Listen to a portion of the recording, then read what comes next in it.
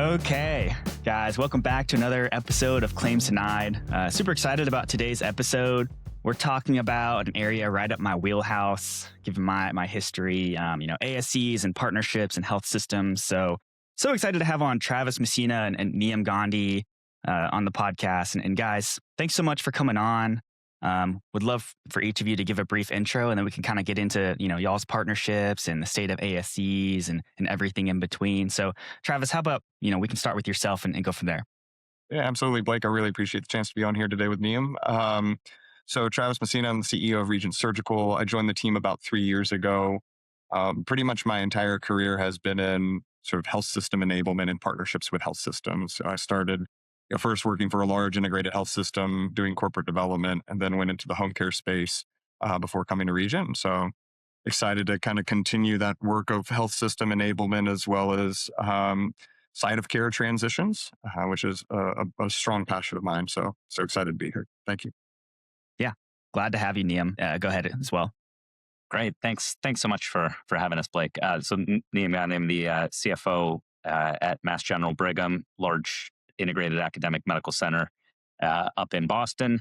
I've been here for 5 years in this role. Prior to that, I was at Mount Sinai in New York, and most of my time there actually was the chief population health officer. So ran clinical operations related to value-based care and population health. And so again, kind of site of service transition, things that make things better, easier for patients at a lower cost, and kind of what I've been spending most of my career focused on.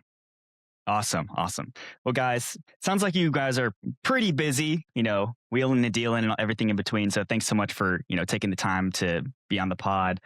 Niyum, before we get started, we don't necessarily have to keep this in, but do you know a woman named Ann Summers-Hogg? Yeah, absolutely. And okay. Ann worked for me when I was at Oliver Wyman years ago. Yeah, that's awesome. So Ann Summers and I are cool, fellow kind of content creators / like researchers. So that's small world. So that's small fun. world. That's great. And then one more tidbit is Travis, he was just telling us that he's done the whole SEC triangle thing. He's stayed down south and he emailed me last night saying, go Dogs, because his Georgia Bulldogs just beat my Texas Longhorns in Omaha. So pretty bummed about that, but maybe they'll take home the trophy after this recording. So we'll see. We'll see. Travis, any comments on that? Any incident analysis on the state of Georgia baseball? No, I won't put you through the ringer. It was sort of a forced reaction because my sister went to Texas and she loves to talk trash. And I said, name one baseball player on the Texas team. And she couldn't do it. She couldn't even do that when we played in football. So it was just an instant reaction. Apologies for rough. Baseball is excusable, but football, that's a little rough, especially with, Manning and everything in between. Well, I always give her that out. I'm like, you can't say Manning. So. Fair enough. Yeah, we should be pretty good next year. So we'll see, see how that goes. Yeah. Okay. So back to healthcare. You guys announced a partnership in 2025 and have since then announced, a new surgery center upcoming. But backing up, I'd love to just kind of hear you guys walk through, the genesis of the partnership, maybe MGB's rationale for going through with it and Regent's strategic value. Kind of walk me through the nuts and bolts of it. Yeah, so I can start from the MGB side. We started looking at this actually probably about a year after I got here. And so for us as a system, we're on this journey to integrate what used to kind of be a little bit more of a holding company, or each of our hospitals kind of doing their own thing operationally. And since 2019, when our current CEO took over, we've been on a journey to more deeply integrate into kind of a truly integrated system focused on patients across the care continuum. And historically, Massachusetts has been a little bit light on kind of freestanding ambulatory surgery centers. There are a bunch of reasons on that we can get into later. But as we were looking at how we wanted to expand ambulatory capacity, the approach that our leadership wanted to take was say, let's not default to the traditional thing that many health systems would do, which is we must own and operate everything ourselves. There are a set of things we are exceptionally good at. If you want good bench to bedside translational research in your cancer outcomes, come to Mass General Brigham. I'd put our people up against anybody in the world on that. We run a pretty good ICU. We run pretty effective hospitals. And we don't have a lot of experience running ambulatory surgery centers. And so we were faced with should we build the capability to do something? Should we kind of distract our leadership to try to build a new competency? Take a long time to do it, probably. Make a bunch of mistakes. Hopefully learn from those mistakes and get decent at it over time. Or should we instead say, this is a place where we're going to partner with somebody who's best in class, who does it at scale, who does it across different markets, who does it for a living, who wakes up every morning thinking about it. And because you have both of us here today, where that landed. We chose the latter, and then did a comprehensive scan across the market and talked to every large and medium-sized operator, and ultimately, as we looked at the performance on operations, the performance on kind of development of ASCs, and most importantly, kind of philosophical and cultural alignment, felt that Regent stood out above any of our other options, and then move forward. And it was a typical health system thing, and it probably took us, Travis, from the first time we talked about it to when we actually launched, I don't know, 12 or 18 months. We are slow and deliberate about these sorts of things, but I think we're rolling now. Yeah, I thought it was pretty fast, but no, we were accustomed to. Travis, any color to add from your ends? Yeah, absolutely. Niyum did a great job of analyzing kind of the formation of the partnership. One thing that I would add, when you asked about my background and I spoke about the passion of health system enablement, I worked at a large health system. You had interviewed two of my colleagues, Charlie Martin and Devin Cardy, worked at Vanguard Health. And so understanding how health systems think was really important to the leadership team build out at Regent. And so we not only have people that have great ASC expertise, we have a lot of folks that have spent time inside health systems. And that's really, really important, because when Niyum references the cultural alignment, one thing that I think he's referencing is the fact that we bring this mentality of, we need to understand what Mass General Brigham's enterprise objectives are before we start working on developing an ASC network together. Because a lot of companies will just work to build the best ASC network in isolation. And we fully appreciate this is one part of their overall strategic objectives. And so we have to have a greater understanding of what they're trying to accomplish so that we can build something together that accelerates those overall goals. And so we've worked very deliberately to bring the right people in who can understand how those systems and decisions are made within a health system. And I think that creates a stronger partnership. It creates better outcomes, and it allows us to do it in a more timely manner. Yeah, absolutely. And it sounds like that acceleration and kind of the core competency was key in getting this deal together and helping MGB's overall strategy. But I'd love for you to maybe zoom out a little bit, talk about Regent more broadly and your strategy and how the capital works. Because as I understand it, you guys work with a number of health systems, and it's health system kind of co-owned, right, as well, and they provide the capital and those sorts of things. How is that unique in the ASC landscape? Yeah, absolutely. When we think about the way that Regent is participating in the industry, so the company is about 25 years old. It was founded by an entrepreneur. He was very opportunistic. He would find a site, he would invest in it alongside physician partners. But a handful of years ago, there was really a decision made to make Regent one of the leading partners to not-for-profit health systems. And so the typical model, we have about 40 centers today, the overwhelming majority of which are partnered with not-for-profit health systems. The model is we want to be an equity partner alongside those health systems and then be the manager of the ambulatory surgery centers. So no different than what I'll say is the traditional management services responsibilities. We handle all the back-end operations, right? HR, IT, accounting, finance, things like that. And those are really, really important. We consider those table stakes. But then where we really lean in is on the strategy formulation and how do we create that plan? And then more specifically, once that plan is created with our health system partner, how do we drive engagement across the organizations so that those sites are appropriately utilized? One thing that we often talk about is we don't want to be just thought of as managing ASCs. We should be managing ORs with our partners. And I think that that's a critical distinction. That's a strong role that we play.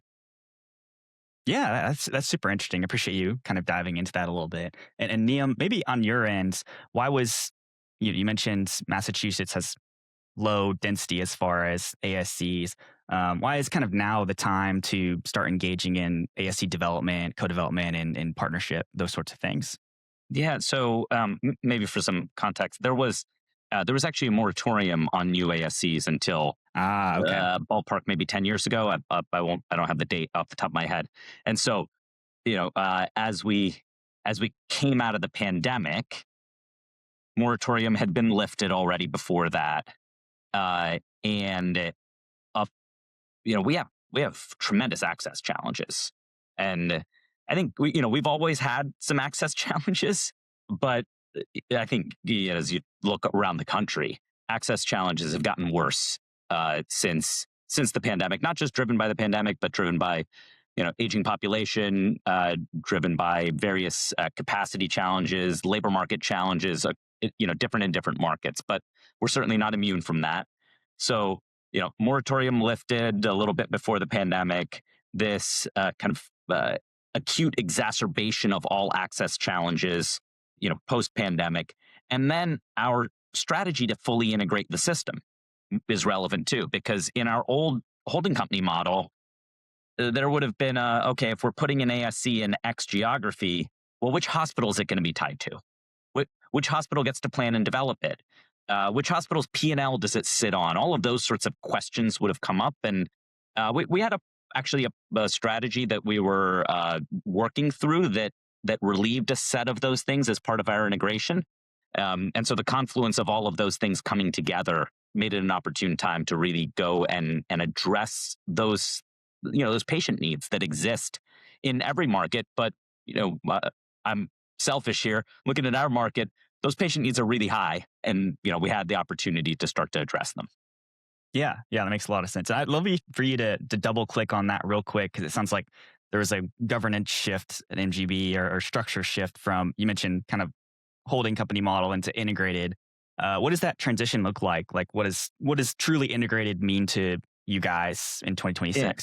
So, and we are still in our journey. I would say what truly integrated would look like, you'd see it in how the patient feels, that it's one thing, and I firmly believe you can't be one thing to patients if you're two things to yourself. You could try to solve each little piece of it. You can say, well, we want a common workflow for X. We want a common workflow for how we think about perioperative management. We want a common workflow for how we think about imaging access. We want, and you can do those things. And we were doing a lot of those things starting in 2019.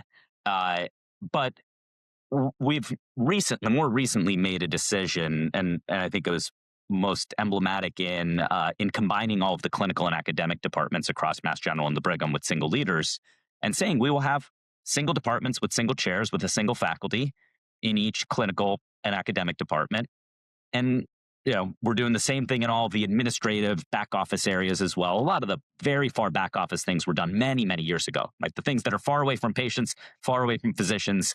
My predecessor centralized accounting, I don't know, 25 years ago. I don't think anybody noticed because it's accounting. But when we start thinking about things that really affect patients, things that affect physicians, that's been more recent. And so I think we will, when somebody doesn't need to ask the question, what does integrated look like? That's when we'll be fully integrated. And that's years from now. But there's no going back at this point, and I think we have a fair amount of positive downhole momentum on that shift. Yeah, that's interesting. To your point, you say it is just accounting, but I feel like centralizing accounting is actually a pretty important part to know how dollars flow through different service lines and departments. Absolutely. So. Yes, I have to credit my predecessor for coming into this role. When we were starting this phase of integration, I looked at my team on the finance side and said, well, we seem to be further along than everybody else. And, he chipped away at it over 20 plus years, and, accounting, financial planning and analysis, revenue cycle, each piece by piece. And that's good. It is important progress. Yeah, but now you have an agent to do all that, right? Like it's all one agent. Nah, I'm just teasing. Okay, so talked about integration. Would love to maybe dive into ownership structure of the ASCs and how do you kind of solve for alignment between the physicians and Regent and MGB? How does that all kind of play out in the formation of like the JV and kind of moving forward? Travis, do you want to start maybe philosophically with how Regent views this, and then I can talk a little bit about how we think about it in this market? Absolutely. So this, Blake, is a great question. And it's one that's been changing pretty rapidly over the last several years. If you look at the history of the ASC industry, the thought process was and has been largely physicians have to have ownership in ASCs to be aligned. Well, I mean, obviously, there's a lot of things, not only in just kind of society more broadly, but specifically within healthcare, where you don't have to have physician investments in centers to have alignment. There's a number of things that we can do to create that alignment with physicians and thus get the engagement that's necessary to appropriately shift patients' site of care from, an HOPD to an ASC setting. Um, Again, getting back to Niyum's point on the philosophical approach, like Regent definitely wants to be an owner in the centers alongside our health system partners. Just given the fact that the overwhelming majority of ASC eligible cases currently reside in HOPDs. And furthermore, those cases are largely being done by an increasing number of employed physicians. We feel that the outsized portion of the economics should accrue to our health system partner. So there's been sort of this legacy approach of kind of 50-50 joint ventures between health systems and ASC management companies. We don't feel that that's appropriate or necessary. So I think, Niyum, hopefully that's what you were referencing. Yeah, absolutely. And so, Blake, how does that come alive in our partnership? We, as Travis mentioned, Regent and MGB each have an equity stake in each ASC. And we have a model there that works for both organizations. Double clicking on the physician piece a little bit, our philosophy on incentives, which I know some other organizations don't share, but so I can just state it from MGB's perspective, is that the most important thing on individual incentives, so think about an individual surgeon, is removing any bad incentives. And the reason I say that is because for a case that can be safely and effectively done in an ASC, it is better for patients to have it done in an ASC. Our physicians do what's best for patients because they want to do what's best for patients. We don't need to say, oh, we'll give you an extra couple of bucks or you can own a piece of this ASC. I mean, they're doing what they're doing because they are passionate about improving patient health outcomes. Now, if we had an incentive for some reason, which we never did, but let's say we had an incentive that directly flowed HOPD margin into physician comp for employed physicians. Yeah, you'd probably want to remove that incentive if you wanted to execute an ASC strategy, right? So we try to make sure that we remove perverse incentives that are misaligned with safe, effective, high-quality patient care. We don't stress out too much about creating new incentives that perfectly align with the best patient outcome because our physicians are highly motivated to deliver the best patient outcome anyway. And then on the physician experience side, by the way, it's a better physician experience to do a case in an ASC if you can do it in an ASC. ASC might be closer to your home than our hospital. There are a whole bunch of other soft things there. And then we do, of course, think about financial incentives within our system, more at kind of the department, hospital, et cetera level, because again, we don't want to have any perverse incentives. And at the end of the day, we're not in the making money business. We're in the delivering care business, right? We're not for profit. We target a 1% to 2% operating margin. If our operating margin were 5%, I have a lot of great ideas on other ways I could lose 3%, and we'd implement them. And so then it's just, okay, the returns we make anywhere, how do we make sure it's reinvested in the mission and in the mission that we care about of patient care for the underserved, research, education, and community health? And we can reinvest HOPD dollars in that and inpatient dollars in that and our ASC, equity distributions in that. That makes a lot of sense. And I'm curious because in my past life, I did ASC valuation and saw ownership rosters, and pretty much every single one had physician ownership. And so, has there been pushback on that front from physicians, or um, can you kind of walk me through the whole value prop? And you kind of mentioned some of it, more convenient and better for patients, et cetera. But what's in it for the physician, if not ownership, if that makes sense? Yeah, but again, I can speak to just kind of our experience. The most of what we're doing right now is focused on physicians who are already, with us. They're either employed by us or they do all of their cases in our facilities, even if they're not employed by us. And so it isn't that, to your point about when you look at the ASC cap tables of the ASCs that have been around for longer, this isn't a go build it and they will come and roll the physicians who are going to bring the cases sort of. It's not that sort of strategy. Okay. Yeah. Which I understand is still absolutely a strategy in certain other markets. In our market and for our needs, what we're really focused on is we're trying to increase access to care. We have enormously long wait lists in certain areas, GI, ophthalmology, orthopedics. And so we'll be in a situation where we only have so many ORs. They can only run so efficiently. And so if we can say, all right, what the physicians can do is, take your block time at this ASC instead, probably easier for you. And then that frees up the OR time for the patient on a surgical wait list for an inpatient procedure, mitral valve repair. Oh, wait, that's a better use of a hospital OR than a minor GI procedure. And so it isn't, and by no means am I trying to say, oh, it's command and control. We say, thou shalt do X. But I think that the physicians that we're working with, in addition to being exceptionally oriented towards patient outcomes, also are part of an ecosystem, and they chose to be part of an ecosystem. These aren't, this isn't 3-doc private practice group that is, takes call at 2 different hospitals, splits their cases between 2 different hospitals, and is thinking about how they can own a piece of an ASC to bring more of their cases there. These are physicians who are part of a complex ecosystem and like being part of a complex ecosystem. Yeah. Then Blake, maybe I'll speak to sort of the incentive for, and I'm using air quotes. Forget that we're on podcast. Sorry. There's a video on YouTube for those of you who are interested in that, by the way. Excellent. We'll talk about the incentives when there's, when it lacks that equity component, but then, perhaps I'll be a little bit provocative and talk about sort of those changing dynamics that I referenced. I mean, some of the things that are important, a lot of the times with our health system partners where they have large employed physician bases, it is not uncommon to see physicians performing cases in multiple disparate settings, right? Like they're doing cases across 3-4 hospitals, and that's tough.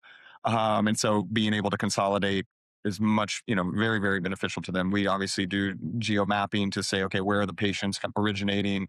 Where are your clinics? Where does the physician live, to try and pick the most optimal sites?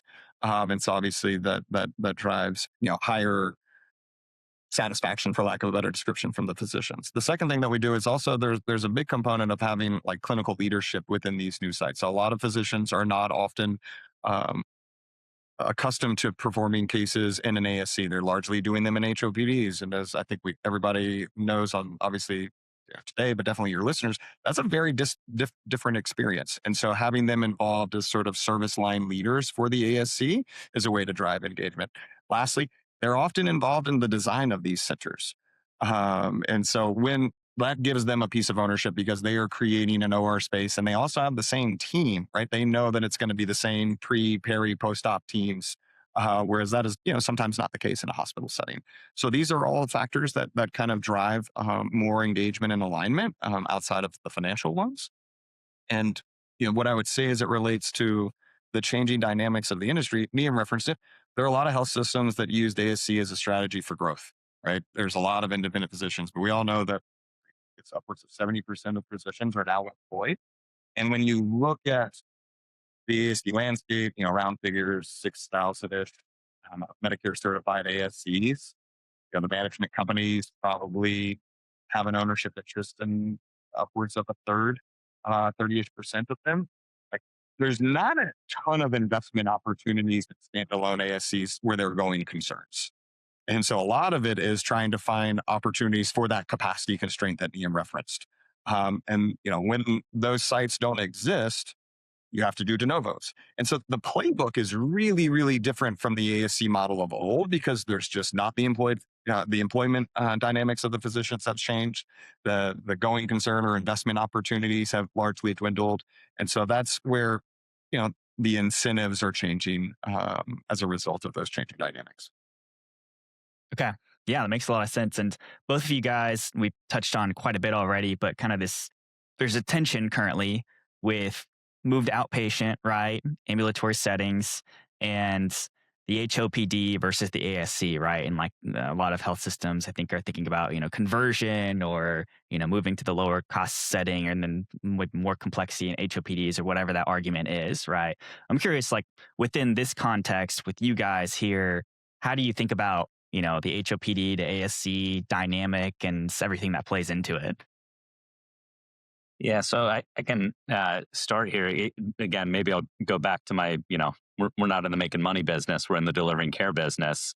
Yeah, our goal is to deliver, pay for, which I'll come back to in a minute because we have a pretty sizable health plan, or enable as much high quality care for as many patients as possible to drive the best health outcomes. That's our true north.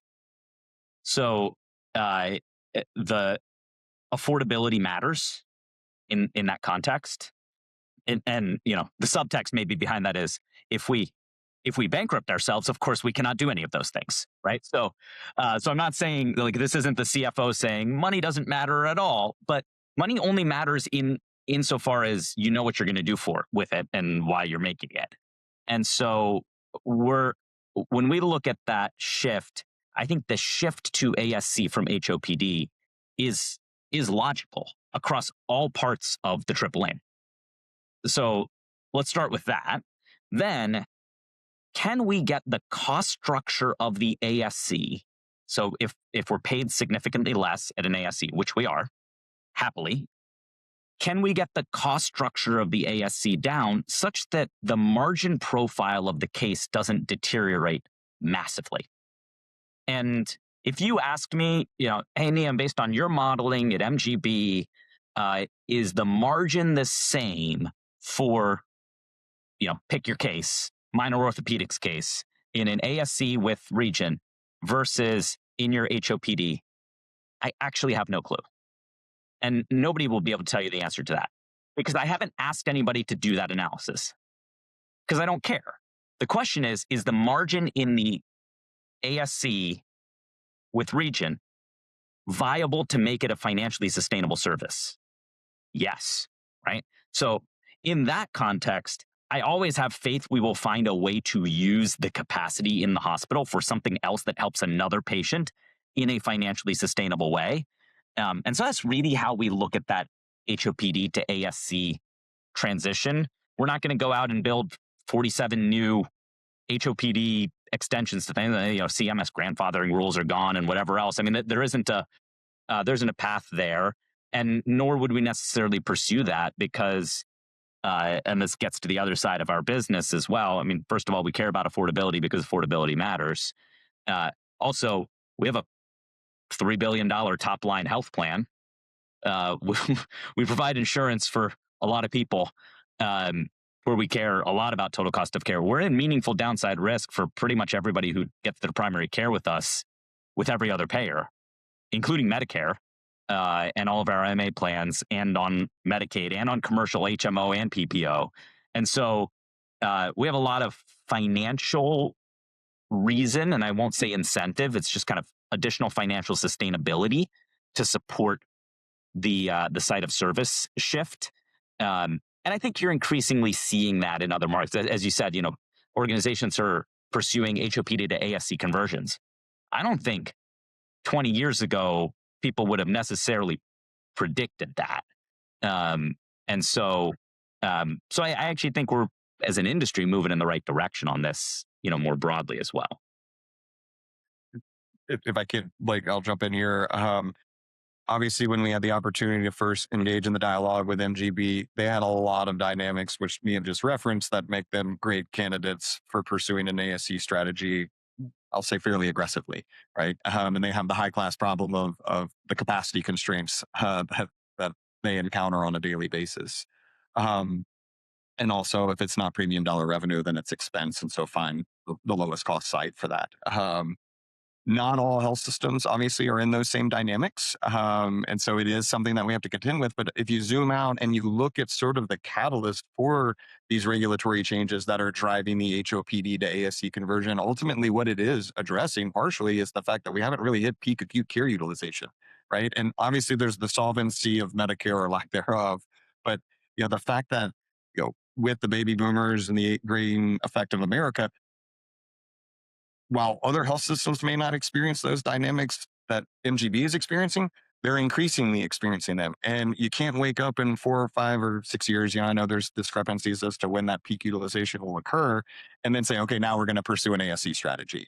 And so if you can, if you can establish a proverbial glide path, right? Because for some, it is a challenge to do so because they don't have that luxury of being able to backfill. And in many instances, when we do analyses with partners, we don't assume that there's any backfill because I have no idea what that patient is going to look like, if it's going to be a cabbage or if it's, going to be something that's much less acute, and if it's going to be a commercially insured patient or if it's going to be a Medicaid patient. And so when you look at what's driving it, health system leaders across the country are seeing their OR utilization go up. They're seeing bed capacity constraints. And so they're saying, okay, how can I create this so that I can create that OR capacity? And I think, the reimbursement aside, the margin is sort of hiding in plain sight, as we say. So hopefully that's additional context that's helpful. Super helpful. And I'd love to get into that in just a second. But first, I want to respond to Niyum's comments on just the provider-sponsored health plan that you run, 420K members or something to that level. And I'm curious with, there's a lot of health systems that are divesting plans or downscaling, exiting and those sorts of things. How would you assess the current status of your plan specifically? And then you talking about kind of a more integrated strategy, maybe in like 3 to 5 years, like how central or how important is that plan to your strategy in the future? Yeah. So I'll start with probably just because I think it matters internally, especially the language that we use, which is integrated care delivery and financing system, as opposed to provider-sponsored health plan. And the reason for that is we are not a healthcare provider who is funding a health plan. We believe, again, our true north is best outcomes for as many people as possible. We believe we can, and we have shown in certain populations, kind of demonstrably, and others have as well, that we can deliver better longitudinal health outcomes for people if we both provide their care and provide their insurance. So if we start with that premise, where is that most true? That is most true as patients become clinically or socially more vulnerable. Put differently, dual eligible population, a lot of evidence that integrated care delivery and financing adds a lot of value because patients fall through all of the cracks in the system, and there are many, many more cracks for them to fall through. 32-year-old healthy commercial patient, are we adding a ton of value by both providing your care financing and your care delivery? Maybe a little bit of patient experience lift. Remember, That's experience me. lift. I'm 32. But we're probably not, providing an enormous amount of lift. Now that said, on the commercial side, we did, and we narrowly got second this year. Which I think I'm not even allowed to say. I don't think JD Power lets you say that. So we did not win the JD Power award this year, but the last 2 years we did as a very small scale health plan in Massachusetts for top member satisfaction. And I think it's because of the integration. And we've been, investing there. But our growth plan is much more on the government programs side. And we need a strong, robust commercial offering. We have 100,000 employees and dependents who are insured by our plan, who are covered by our plan. We need that. And we need to cover people as they transition through things in life. Today's Medicaid beneficiary hopefully is tomorrow's commercial member, for the sake of what that means for their own lives. And then, if the economy turns and there's more on Medicaid, we got to be there for them. And as people age, we need to be there for them as well. So we will be in all lines of business, but we're trying to grow in government programs. So to answer your 3 to 5 year view, in 3 to 5 years, we'll still be in all lines of business. We'll be bigger. And we've announced an acquisition that we're in the process of finalizing now, and we'll continue to grow from there. Organically, inorganically, whatever makes sense. We'll continue to grow the intersection of the Venn diagram of those who we care for and those who we provide insurance for. So I'd like to provide the insurance for more of our patients. I'd like to provide the care to the extent possible for more of our members. We do have capacity constraints, so no part of our strategy is the strategy that I think the plans you see, the organizations you see divesting their health plans are the ones who went into it to say, I'm going to grow my health plan, sell a narrow network product, and funnel people into my delivery system, which bluntly, with all due respect to everybody, I think is a pretty bad strategy. I think has largely not worked for the traditional provider-sponsored health plans. And so our health plan insurance offerings are all largely broad network. And so the value we see on more socially and clinically complex patients is if we use the integration to deliver but more effective care, address health-related social needs, et cetera, we will see a decline in utilization, which is good for the patient, good for the health insurance side of our business, lower MLR, right? Good for the care delivery side of our business because we're full always.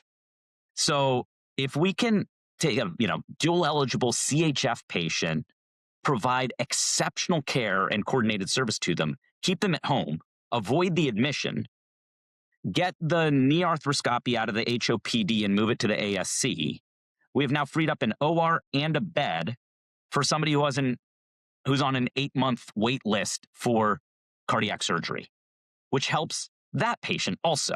So now, not every health system has the luxury of all of those same dynamics, much like Travis said on the ASC piece. But that's why we're still focused and doubling down. And maybe the last thing I'd say, obviously, there's a lot of conversation about what's happening in Medicare Advantage right now. The question I would ask anybody is, 10 years from now, do you think we will have more or less than 25% Medicare Advantage penetration? Right? We're hovering above 50 right now. I think everybody would say we're going to have more. If the answer is we're going to have more, it means the government's going to have a sustainable model for it in this post V28 world. And if there's a sustainable model for it, it'll be fine economically. And yeah, there's some dislocation and some disruption in the market right now. But we have the luxury of not having to think about quarterly earnings either. And so, we can be in it for the 10-year or 20-year game. Sorry, long-winded answer, but I do in my role, I operationally oversee the health plan as well, so I spend a lot of time on it. Yeah, no, I think it's fascinating. I appreciate the color. Travis, I'm curious if you have any color to add there, or if not, move on. I think Niyum covered it appropriately. Awesome. Yeah, no, that's super helpful. Thank you, Niyum. And I think the other thing you've talked quite a bit on today is need for more access. Your full capacity. And so pretty much everything you do is published to the state of Massachusetts. So it's fun to peek in and see. That must kind of be difficult strategically for you to have a beacon on you on everything you're trying to do.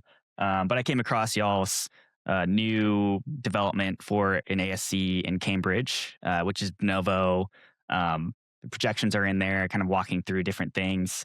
And I'd love for you guys to break down, the genesis of that decision, why there, why GI endoscopy, and how did you kind of analyze it, from a volume perspective of like, is it an additive volume, or is it pulling something out from another hospital, or kind of all the dynamics that go into development of a de novo in Massachusetts? Maybe I'll give just a headline and then let Travis get into the details. And it's related to the last part of your question. We have roughly a 25,000 patient wait list for endoscopy procedures at Mass General Brigham.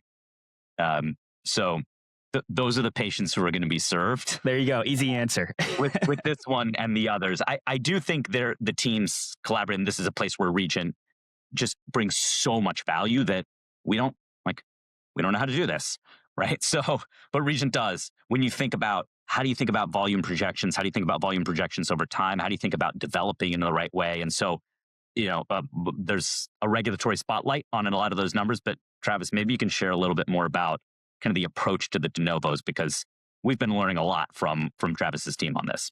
No, absolutely. I think, Blake, the way that Regent goes about working on de novo projects, and we have a pretty significant amount of experience in it. A little over a third of our portfolio are de novos.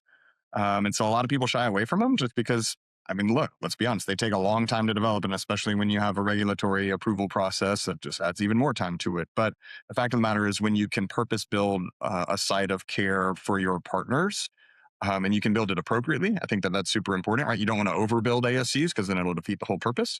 That allows us to really serve those physician partners, the health system partner, and obviously the patients, so that they can have a great experience. So, with that as sort of the headline, Blake, if you look at our process from the moment that we formed the partnership with Mass General Brigham, we then set about analyzing their volume that they currently, or their ASC volume, let me rephrase, their ASC eligible volume that they are currently experiencing in their HOPD settings, to then see first and foremost what's appropriate from a clinical standpoint to move to an ASC, right? Because not all patients obviously clinically are created equally. And even with things like colonoscopies, some of those still need to be performed in an HOPD setting so that, should there be a complication, they can go straight to the floor.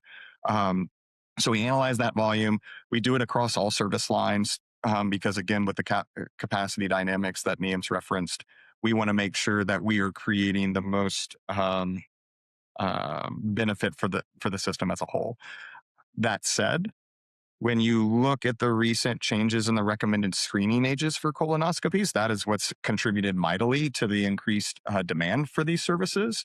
And so kind of looking ahead, not only what's existing in their facility, but knowing what's going to come to their GI physicians, the demand within the MGB system was important to recognize so that we do create access and capacity for that service line.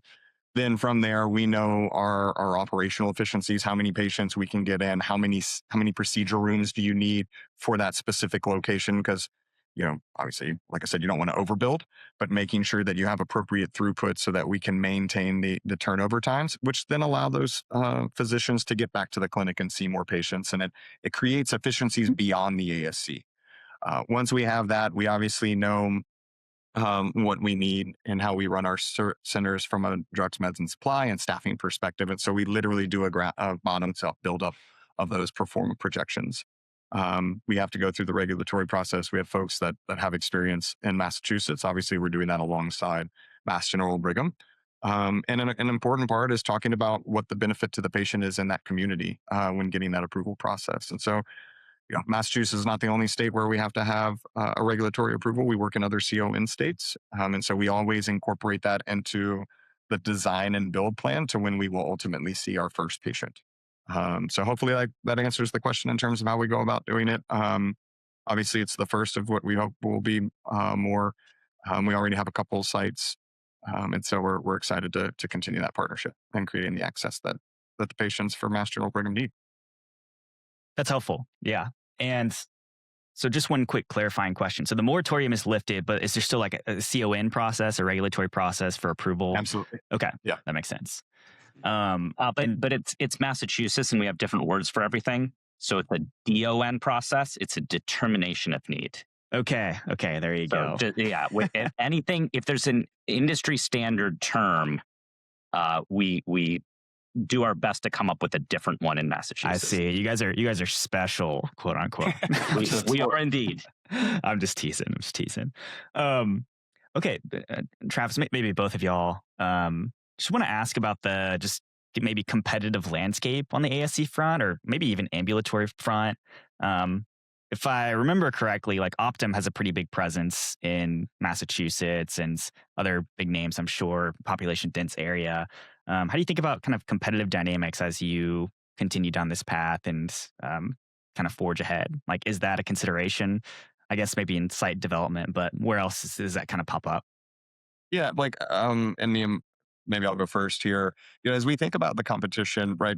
We focus on what is the most important thing for Region, and we want to be the leading partner to not-for-profit health systems. And ultimately, Blake, what ends up being our biggest competition, Niyum referenced it at the beginning, it's health systems deciding to do it themselves. There are a lot of inherent conflicts within the ASC industry, right? You talked about other, Optum, for instance. Like there are other entities that have different service lines. Region is an independent operator, and so you know, our biggest sell, for lack of a better description, is convincing a health system, hey, this is not the highest and best use of your time and capital, right? Like you have a lot of things that you need to focus on, just like Liam said. And building out an internal ASC team is probably not the best use of that time and capital. So that honestly is the biggest competition for us. And we're increasingly seeing adoption of the mentality of, okay, it's okay to partner, especially when you see folks like an MGB being willing to partner, which Liam, correct me if I'm wrong, but you guys have almost entirely been sort of a build it yourself shop.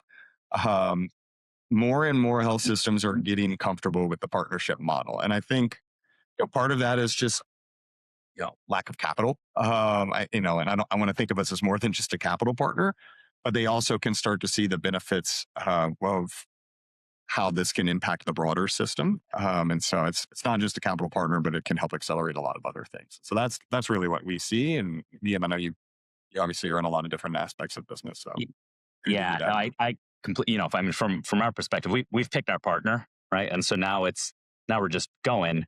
And I actually I don't want to be a jerk about it, but I'll quote one of my colleagues who I can credit with saying this, and it really is our philosophy. It's like, I don't know, Optum, Beth Israel Lahey Health, Boston Children's, UMass. They aren't the competition, right? The competition is disease, pain, and suffering. We're all on the same team. There's a tremendous amount of patient need, and this is our best way to serve them. So there are other ASCs since I believe the number is, I'm going to get this slightly wrong, but since this current administration on the government side in Massachusetts took over 3 and change years ago, they have approved something like 15 or so ASCs, and which is much more than the prior administration, even post moratorium. And every one of those ASCs is going to be filled with patients who need it, which is great, because then more hospital ORs are going to be available for patients who need that. And so I think that's yes, Regent had a number of competitors that before we chose to partner with them on partnering, and I think they stood out because of that philosophy that Travis mentioned of being the leading partner to not-for-profit health systems. But yeah, I hope that for every ASC we build, somebody else builds 1 or 2 as well. Yeah, and that's interesting. It sounds like the current administration is very ASC friendly, and so have they determined that ASCs are kind of net positive in general, given the tailwinds we've discussed today? Like, what's kind of like the cost benefit analysis from their side? Yeah, in general, the focus is on ensuring that there is truly patient need. So I would say all else equal, if there is patient need, the administration is very ASC friendly, because ASCs are more affordable. There's a significant cost containment mandate to our statutory and regulatory process here in Massachusetts as well. And so if you can say there is definitely patient need, I could solve this by adding 2 more ORs into my hospital, or by building an ASC that's X% cheaper. They're going to be very friendly toward the ASC. And that, by no means am I saying they're kind of abdicating their regulatory responsibility to evaluate evidence of need, right? And so there still is a process. It's not like they're waved through to make sure that the need is really there and that it's not going to destabilize the market in some way or create artificial capacity or create, capacity that isn't needed for something. And, and that's, again, not an issue we're running into, but I think if every health system in town tried to put 4 ASCs, ringing around north, south, east, and west of each independent community hospital, there's not need for that. And that wouldn't move through a regulatory process. Yeah, fair enough. And Blake, a couple of things that I'd add to Niyum's comments, right? Like, and I know you know this just given your background, but some of the education that's required, especially with regulatory entities, is the fact that, like, look, patients don't drive by an ASC and say, "Oh, I'm going to have my knee arthroscopy at this ASC." They go where their physicians go, or tell them to go rather. And so, they tell them about the benefits. Hey, you can come in the morning. We're going to get you out. You're going to go home the same day. And like I said, I love hospitals. I've worked in hospitals, but sometimes they're really big and parking lots are really far away, and it's kind of hard to find the HOPD setting. And so, like, the convenience factor in educating them that, like, look, this is not a market share play is important. And the data point to support that goes back to the comment I made around, just the sheer percentage of ASC eligible cases that still reside in HOPD. The thing that we have to balance is the fact that, and going back to that competition, like the health systems being the competition, you don't want to completely cannibalize yourself either, right? And so if you automatically have this accelerated shifting of those cases, and when you don't have capacity constraints, yes, it is the right thing to do, but you have to do that in a balanced manner. And so once you're even partnered with a health system, there can be sort of competing dynamics with the health system that you're partnering with to make sure that you are getting the patient to the right setting at the right time. And so creating, the opportunities or the strategy rather to make that competition go away is really, really important. It's a tough thing to do. So. Yeah. I love that context. And Travis, I kind of want to dive into, just because, this is a healthcare podcast, so I want to talk about technology just a little bit.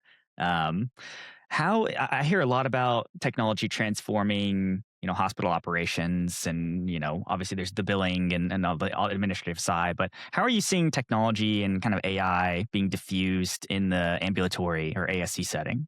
No, absolutely. That's an awesome question, Blake. I appreciate it. First I'll speak to the technology piece and then we'll get into the AI. From a technology perspective, I think one of the major advancements that's helping the ASC industry is really just robotics, right? And so we have robots in about a third of our centers. And while a lot of folks are talking about, cardiac procedures being the next total joints, actually, I kind of disagree with that. I think that you'll see growth, just not nearly to the extent that you saw it in total joints, but really the areas that will leverage robots and technology will be oncology. And so, in actually 2 of our centers, we've started doing oncological procedures, like prostatectomies, things like that, which is incredibly exciting and obviously great things for patients that suffer from cancer. As it relates to AI, I'll speak to kind of 2 general comments, and then I'll get into the 3 frameworks that Regent is attacking AI or using AI to diffuse within our company and our services. The first general comment is that we really are focusing a lot on the administrative aspects, and I'll even exclude RCM. I think we all agree that the applications of AI and RCM are abundantly clear, and a lot of people are attacking that, but we'll focus on the admin services. And I'm sure Niyum can speak to the scientific applications and obviously clinical applications. It's just that with ASCs, it's a much simpler clinical setting, if you will. Like, you don't need as much ambient listening. The coding is much easier. The second comment that I'd make is, the general comment I'd make is, our capital partner is Towerbrook, and they have a tremendous amount of expertise. I think we all know Eric Larson. He's a thought leader in the space, and he has access to sort of the preeminent leaders in AI. And because of that, they bring a lot of value to Regent to make us, I'd say not just, a leader within the ASC space, but honestly, it's positioning us well to be a leader in healthcare services. So with that, the 3 frameworks that we use for AI diffusion, first is just general AI use. We want our team members to leverage the foundational models and really use not AI not just in the sense of, hey, let me use Copilot to help me write something better or more eloquently, but really pushing the boundaries of it, becoming super proficient. Um, and we're not really concerned with the ROI on that one, Blake, because I heard this saying, if COVID gave people Friday afternoon off, then AI is going to give them Friday morning off. And, just the sense that the ROI is accruing to the individual. I'm okay with that. I don't think it's naturally the case with Regent. I think our culture is such that with that excess time, they're really redeploying their efforts to our partners and making better partnerships. The second framework is around our data analytics platform. And so we've spent an extraordinary amount of time creating an appropriate data infrastructure, right? We have our own internal data, clinical, financial, operational, but we've been using external sources, unstructured data, and really putting that together in a seamless manner so that we can put foundational models on top of that and not just have sort of a traditional decision support, which is retrospective in nature, but allows us to have conversations no differently than you use Claude or ChatGPT so that we can look prospectively and what can we do? What are the trends shaping such that we can change our operations. We can drive better growth through physician recruitment. And there's tremendous ROI there. The last framework that we're using is around agentic efforts. And I think this is where we're really different than scale players like an MGB, because agentic efforts really have the ability to drive job dislocation, but we don't really view it because we're an earlier stage company. We're middle market in nature. We're fast growing. And so we've looked at the workflows for all aspects of our business at a center level as well as a corporate level. And we've looked at every role and every task to see, are those tasks augmentable, automatable, or eliminable? And by doing that, we're growing. I think Eric's talked about sort of this numerator denominator issue where if you're not growing, then you need to do something about the denominator and your administrative costs. But if you are growing, then it's not that Regent's not going to hire new team members. It's just that our growth is far going to eclipse the amount of people that we have to hire because we've implemented these agentic efforts for specific administrative services. So hopefully that's a good answer. It gives you a little framework. We're pretty excited, especially on the agentic side, because again, that mapping of workflows has helped us identify where are those areas within the administrative services where, maybe we stay with our current FTE headcount for specific departments because we've become so proficient in certain tasks. So, Niyum, I'd love to pose the same question to you, just more broadly. It doesn't have to be ambulatory, but maybe a few top priorities and most interesting use cases from a technological or agentic AI standpoint. Yeah. So I think, as we think about what is possible with AI now that wasn't, a handful of years ago, I kind of think of it in four big categories. There's work that was truly not possible that is now possible because of where the technology is. And so we do a lot of that, especially on the research side. Like we have people who are building pathology foundation models. We have people who are doing protein folding. And It's by the way, crazy. if you ever want to really feel excited about what AI is doing in healthcare, spend time with the people who are using it for the science side of things, because it can get you really excited. So that's great. We have some of those things in the operational spaces. I think there are fewer use cases there right now. Those will emerge, something that just truly wasn't possible. Then there's something that we do today that AI helps us do better. And so that's, if you can use AI to improve the insight going into a decision. So if you can make a decision with crappy data, or you can make a decision with much better data. And that's, a little less on the generative and agentic side, more on just the, kind of general advancement of AI capability. You're trying to predict a patient who's going to have a poor outcome and, pull them into a care management program. We're a lot better at predicting a poor outcome now by using unsupervised learning models to, predict a poor outcome. Great. The third category I'd put in Travis's, gives you Friday afternoon off, which is places where we can change the efficiency equation and we let the ROI accrue to the person and we don't reclaim the hours.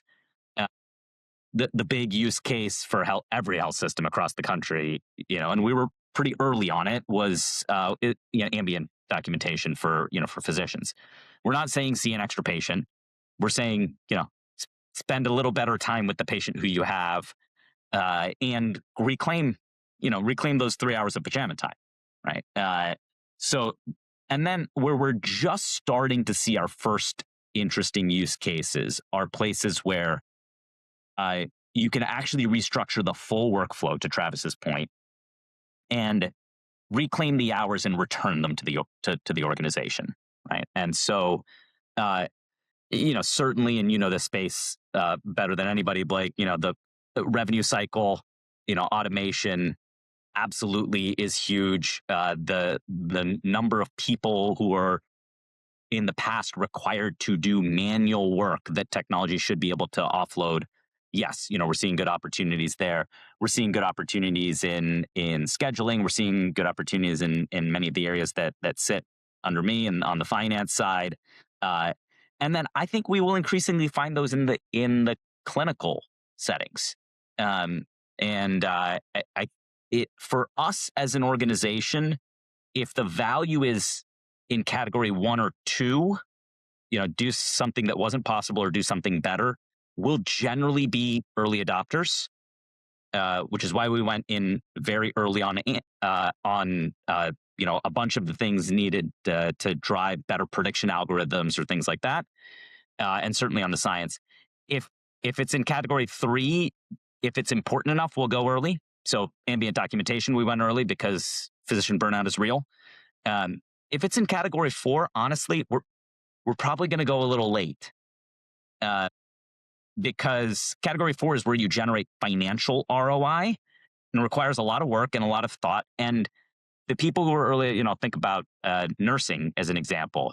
There are organizations that are using a shift to virtual nursing and then AI-enabled virtual nursing to improve the efficiency of the nurse workforce. And they're learning a lot as they're going through. And I'm sure the industry is going to continue moving in that direction, and we will too. And you will not see us be first, quartile in how fast we go there, because it's an important thing that has potential outcomes impact. And, we can afford to be a little slower if what we're trying to do is save money. If what we're trying to do is improve an outcome, we can't afford to be slow. And that's, certainly to pick on our collective mutual friend here, Eric. He makes that point very loudly, right? And it's true. Right? Medical errors are still the 3rd leading cause of death.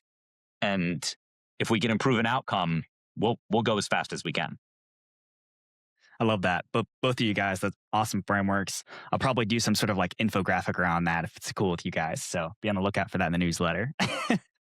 But yeah, that's really fascinating to hear that framework, Niyum, and Travis. Appreciate your comments as well. Sounds like there's a lot of just super interesting stuff coming down the pipeline. So really excited to follow along with that. Okay.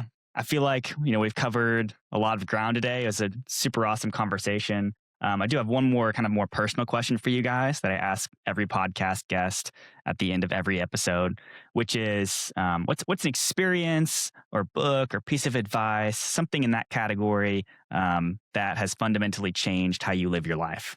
Aside from Eric Larson's most recent manifesto? Right. Besides Eric Larson's manifestos, which honestly is valid. You could use that if you wanted to. You want to go first, Niyum, or you want me to? Go for it. I guess I'll be a little vulnerable, Blake, and I'll go deep. And it's something I talk about with our team pretty regularly. A lot of people get drawn to healthcare for different reasons, right? And it often is, the result of a personal experience. I had a personal experience more recently, and it was like a really, really challenging one. And what I would say is that when you encounter a patient when they're undergoing a surgical procedure, right? Like on average, Americans have maybe 3 outpatient surgeries in their entire life. And people think, oh, this is outpatient surgery. It's not that big of a deal. And so the experience that I had was, with a family member that had a very, very tough experience, like very, very tough clinical experience. And the health system where they were treated gave like an outstanding experience when they were at their most vulnerable moment. And when we walked away from it, we said like, this was an enjoyable experience, which is really challenging. It's not often a word that you use with, surgical care or even, I'll say oncological care. And so what we talk about with our team is like, look, no matter what the procedure is. I remember observing a procedure on a pediatric case, and he was having like an ACL reconstruction. And that parent was terrified. And I know our team thinks like, oh, it's just an ACL reconstruction. Well, he tore it playing football. And like this guy wanted to be a football player. And so like that was like the worst diagnosis to them. And so if you can take the opportunity to be a part of that and give somebody an outstanding experience, then you know you're earning your right to be in the healthcare world. And so like to me, like seeing what that health system gave to a family member in a really, really challenging time and make it enjoyable, like that has impacted me. It's changed the way that I come into work every single day. It's changed the way that I engage with our team every single day. And like, I know it may sound soft and corny, but it's like, it was the hardest thing personally. And so like, we just try and work at Regent to recreate that with our health system partners and, with the physicians we work with. Yeah, I love that. I can't help but think about that one episode of The Pit where the dad comes in with the baseball player's son and he's like, got his eye. It's like, is he going to be able to play? He's got a game tomorrow. But yeah, doctors had to snap him out of it a little bit. Yeah, but I appreciate that. Yeah, of course. Go ahead. I should have gone first, so I didn't have to follow that. Yeah, he even gave me the option. Yeah. For me, I think it was an experience I had early on in my career. I started my career as a management consultant, and I just kind of fell into healthcare because I liked a couple of the healthcare partners at the firm that I was working at, and I started my first few years. It was mostly doing health insurance work, and we did a lot of work on at Oliver Wyman, where I was on helping health plans transition to value-based payment models and partner differently with care delivery organizations, which was fun and felt meaningful. And the first time I did a project, and we were just starting to say, hey, we should use this expertise to actually help health systems that are trying to do the same thing. Right? We kind of understand the payer world. We understand what's going on at the intersection of care delivery and financing. Maybe there's some health systems immediately pre-Affordable Care Act. There's some health systems who are talking about this now. And so I did my first ever project for a not-for-profit health system in Tennessee, actually, but a little more remote part of Tennessee than Nashville, where Travis is. And it was the first time I was in conversations with the executive team of a not-for-profit health system for sustained periods of weeks. And I had my lens of what people say in kind of the lay press, or what health plans will say, or whatever. And it's when I realized that actually in that environment, we met with the board as well and heard the conversations at the board. There is an assumption that everybody is motivated by the same things that is just completely false. And I think that one realization it had for me as I was a consultant is like, oh wow, you've seen one. But the other thing that it taught me, and it's part of why I decided when I wanted to leave consulting that I wanted to be on the executive team of a large not-for-profit health system. But it's also taught me to kind of pay attention and listen in a different way in these environments. And I think especially as somebody who my undergraduate degree was in economics, and I was a management consulting for a firm that had its legacy in largely serving banks. Like, I thought money drove everything. And then you're sitting there with these board members and the CEO and the CFO and everybody else, and you will have a 4-hour-long conversation and nobody will talk about money at all. And that's I decided that's the kind of organization I want to be a part of. And I have been in each of my tour. And again, not going back to the beginning of our conversation, not that money doesn't matter, but it matters only for what you do with it. And I like being in an organization where we can say, and we really do make our decisions based on that. And we will have multi-hour board meetings, and I'll do the finance report for the last 30 minutes, and everybody will be like, okay, that's nice. I guess we're close enough to hitting our numbers. Let's go on and talk about, something else, something that we're doing interesting in pathology foundation models.